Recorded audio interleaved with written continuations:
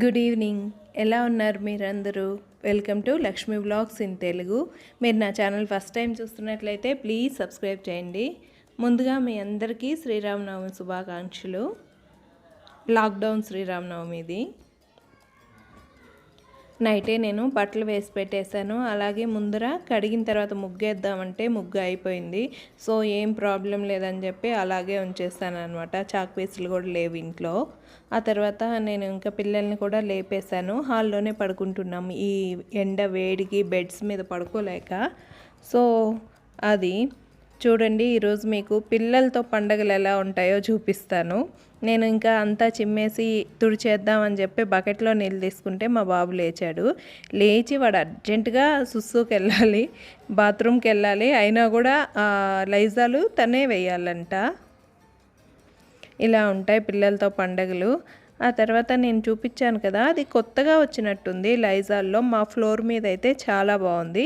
అంటే కొంచెం రఫ్గా ఉండే ఫ్లోర్స్కి బాగుండేటట్టుంది. అది తీసుకున్నాను, బాగా అనిపించింది నాకు. తర్వాత మా పాపకి హెడ్ బాత్ చేపించేసాను. నేను మా బాబుకి చేపించిన తర్వాత చేయాలి, ఫ్రెష్ అవ్వాలి అని చెప్పి ఈలోపు లేట్ అవుతుంది కదా, తన చేతనే అన్నీ వేపించేస్తున్నాను అనమాట. మినప్పప్పు నానబెట్టిచ్చేసాను వడల కోసం.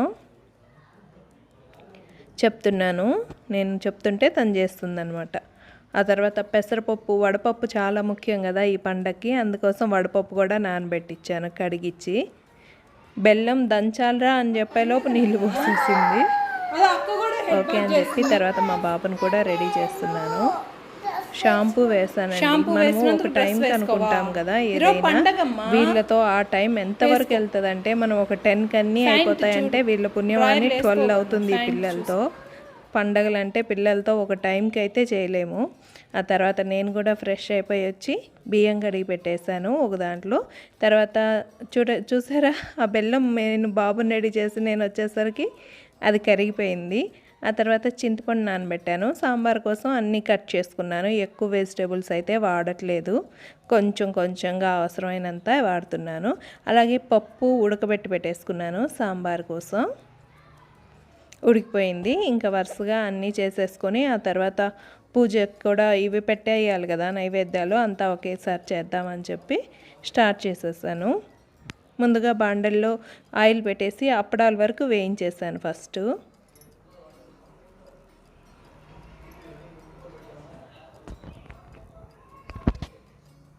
ఆ తర్వాత ఆ బాండల నుంచి ఆయిల్ తీసేసి కొంచెం ఆయిల్ ఉంచి దాంట్లో సాంబార్కి తాలింపు వేసేసుకుంటున్నాను అనమాట.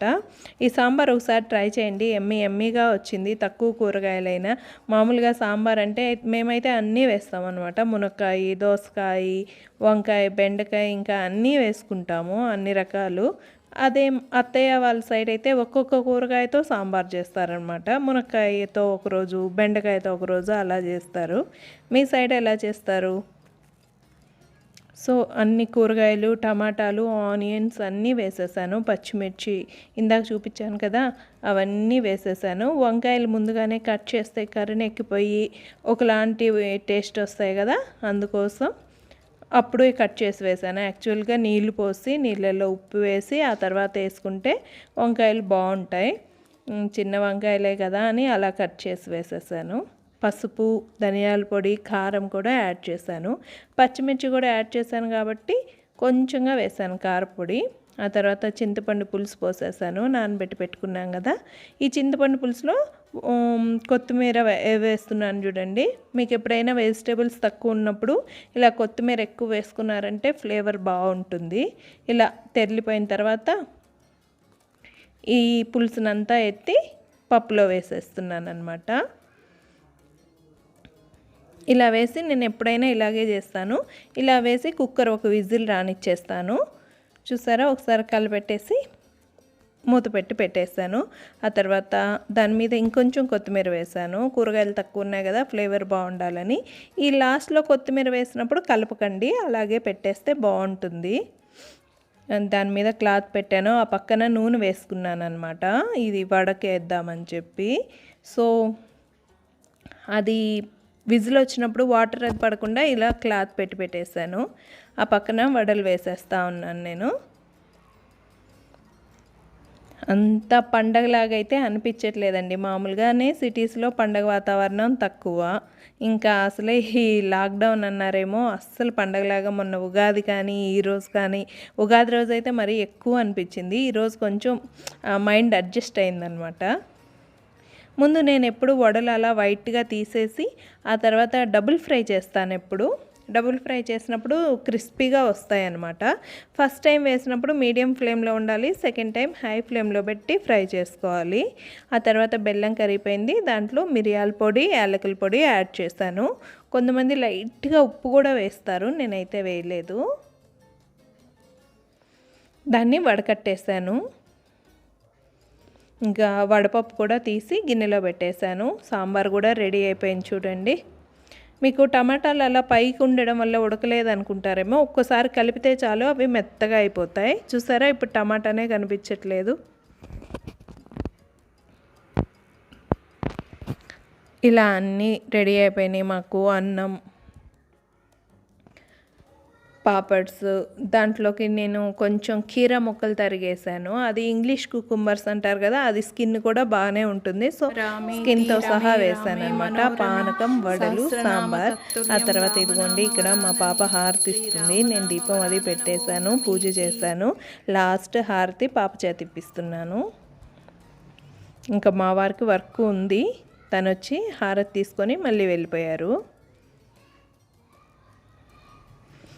తనకి హారతి ఇచ్చామండి, బాబుకి కూడా. కాకపోతే తనే తీసుకోవాలంట, వచ్చాడు చూడండి మళ్ళీ. అక్కడ పిల్లలతో ఇలా ఉంటుంది మనకి. అలా అయింది మా శ్రీరామనవమి. శ్రీరామనవమి అంటే ఈ సినిమా కామన్ కదా, ఎప్పుడు లవకుశ వేస్తాడు. అలాగే ఈరోజు భద్రాచలం ఫస్ట్ టైం అంట ఇలా జరగడము. బాగా కిటకిటలాడిపోతూ ఉంటుంది కదా ఎప్పుడు. ఇప్పుడైతే జనాలే లేరని చెప్పి చెప్తున్నారు. రామదాస్ చేపించిన నగలు అవన్నీ మధ్య మధ్యలో చూస్తూ ఉన్నామన్నమాట. బాగా జరిగింది కళ్యాణము. ఇంకా ఒంటిమిట్టలో కూడా నైట్ టైం చేస్తారనుకుంటాను కదా కళ్యాణము. ఇది మధ్యాహ్నం చేస్తారు, అభిజిత్ లగ్నం అని చెప్పి 12 o'clockకి భద్రాచలంలో. అయితే ఈసారి అక్కడ కూడా ఇలా జరిగింది. ఏం పర్వాలేదండి, ముందు వెళ్ళిపోతే అప్పుడే మనం హ్యాపీగా ఉంటాం. ఈ కష్టకాలం అంతా వెళ్ళిపోవాలి. నెక్స్ట్ ఇయర్ శ్రీరామనవమి బాగా జరగాలి. అదిగోండి, మేము లంచ్ కూడా చేసేసి ఆ తర్వాత మినప్పిండి కొంచెం మిగిలింది, అది కప్లో పెట్టేశాను. అలా కిచెన్ అంతా సర్దేశాను. ఎలాగైనా పండగలప్పుడు కొంచెం మెస్సీగానే అయిపోతుంటుంది కదా కిచెను. హడావిడిగా చేస్తాము, ఇక్కడ పూజ చేయాలి, ప్రసాదాలు చేయాలి, అక్కడ సర్దాలి అని చెప్పి. సో అదంతా క్లీన్ చేసేసి నేను నీట్గా చిమ్మేసేసాను. మార్నింగే తుడిచాను కాబట్టి తుడవలేదు, కానీ మళ్ళీ ఆ పైన పడి ఉంటాయి కదా చిన్న చిన్నగా, అవంతా ఎత్తేసాను అన్నం తిన్న తర్వాత. ఆ తర్వాత మా బాబుకి తినిపిస్తున్నాను. ఈరోజు నాకు ఆకలి ఎక్కువైపోయి ఫస్ట్ తనకే తినిపిస్తాను, కానీ ఈరోజు నేను తినేసాను. తనకి ప్లేట్లో పెట్టి తినంటే తినలేదు. అప్పడాలు, వడలు తింటా ఉన్నాడు. సరే ఇది అయిపోయాక పెడదాంలే అని వదిలాను. ఇదిగోండి, ఇప్పుడు సరిగ్గా తినిపించే టైంకి వద్దంట, వెళ్ళిపోతున్నాడు. మా బాబుకి కూడా తినిపించేసి కొంచెం సేపు రెస్ట్ తీసుకున్నాక దేవదాస్ మూవీ వస్తుంది, అది చూసి ఈరోజు టీ బదులు పానకం తాగేసామన్నమాట. బాగుంటుంది కదా పానకం. ప్రత్యేకించి మన పండుగలు, ప్రసాదాలు మన నేచర్కి తగ్గట్టు ఉంటాయి, మారే సీజన్స్కి బట్టి. ఎండాకాలం కాబట్టి పానకం ఇవి చలవ చేస్తాయని. అంటే లాస్ట్ సాటర్డే వెళ్ళి మోర్లో మేము సామాన్ తీసుకొచ్చాము కొన్ని. ఆ రోజు అనుకున్నామన్నమాట, వీక్లీ వన్స్ మాత్రమే బయటకు వెళ్ళాలి ఎంత అవసరమైనా అని చెప్పి. అందుకే అన్నీ తెచ్చుకున్నాం. పూలు కూడా ఆ రోజు తెచ్చినవే, ఫ్రూట్స్ కూడా అన్నీ ఆ రోజు తెచ్చినవే అండి. ఈరోజు అందుకే నేను టెంకాయ కూడా కొట్టలేదు. ప్లీజ్ మీరు కూడా బయటకు వెళ్ళకండి, స్టే హోమ్, స్టే సేఫ్. ఈ ఆయిల్ ప్యాకెట్ ఏంటంటే, మా పని అమ్మాయికి ఆయిల్ అయిపోయిందంట. అంటే ఇక్కడ చిన్న షాపులు మూసేశారు. నాకు గిన్నెలకు మాత్రం పని మనిషి వస్తుంది.